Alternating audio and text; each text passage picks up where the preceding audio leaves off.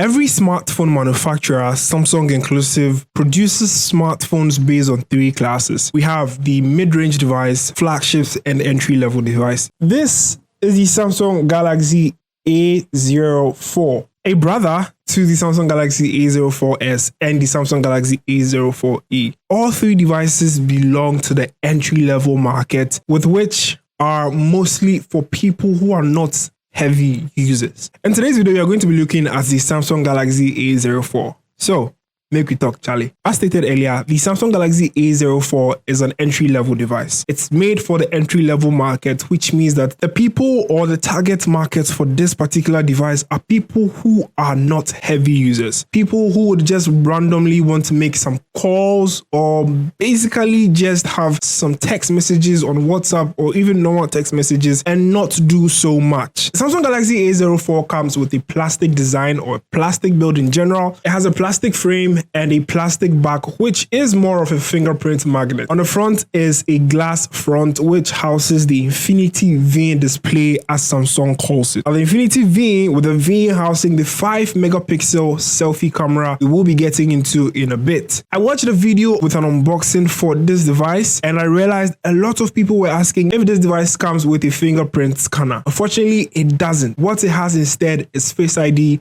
and the other traditional unlocking method, which is PIN, pattern, and password. The Samsung Galaxy A04 has the buttons at the normal places. There's the volume rocker button, the power button, a USB Type-C charging port, a headphone jack for wired headphones if you're somebody into that. There's the microphone port, which it has one down beside the USB Type-C charging port and one above the device as well, closer to where the earphone grill is. The device has support for 2 nano SIM cards with an additional slot for expandable storage of up to 1 terabyte. This device is quite similar to the Samsung Galaxy A04s, which is its brother, but the main difference with the design is the fact that this comes with a dual camera setup, whereas the Samsung Galaxy A04s comes with a triple rear camera setup. The display on the Samsung Galaxy A04 is an IPS LCD display panel, which is capped at 720p. Unlike the Samsung Galaxy A04s, this doesn't have a high refresh rate. It's capped at 60 Hz. When you're indoors, consuming content is very great because it gets extremely bright to visibilize, if that's the word,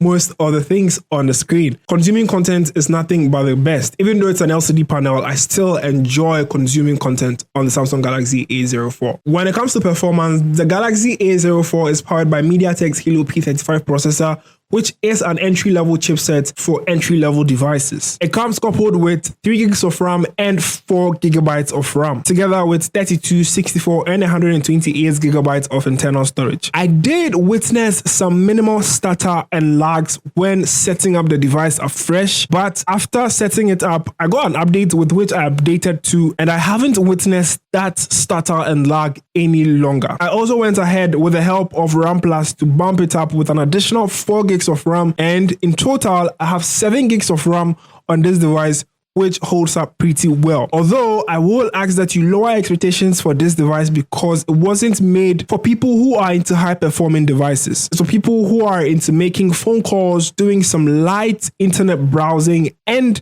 to some extreme taking some cool videos and photos with their device. If you want a high performing device, you can go ahead and going for the Samsung Galaxy A53, the A73, or most of the higher devices that do that. High-end games like Call of Duty Mobile and Apex Legends won't be the best to run on such a device. Even though it will run on a device, you'd encounter lags here and there. Now, let's talk about the cameras. The cameras on this device are dual cameras and a selfie camera, with the dual cameras having a 50 megapixel main camera lens and a 2 megapixel lens for bokeh or portrait shots. The rear cameras on the device shoot video up to 1080p 30 fps. In good lighting conditions, you get some great video outputs from this device. The Samsung Galaxy A04 did something really compelling that I really admire on the device. Unlike some other devices I've tested out there, this doesn't have shutter lag. For those of you who don't know what shutter lag is, it's just you tapping the button to take a picture. Takes some time on some devices, but this snaps it very fast. The Samsung Galaxy A04 produces pictures that are quite okay for its price point. The pictures out there are not too saturated, with more highlights coming out of the device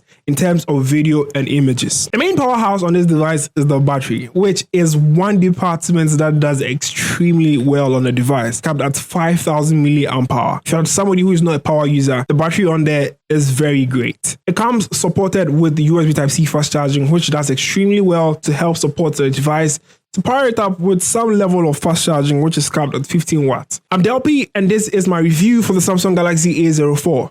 Let me know if you get one, or if you're looking at getting its higher brother, which is the Samsung Galaxy A04s, which I really would recommend. I go by the name DELPPY, and as always, we go talk more, Charlie.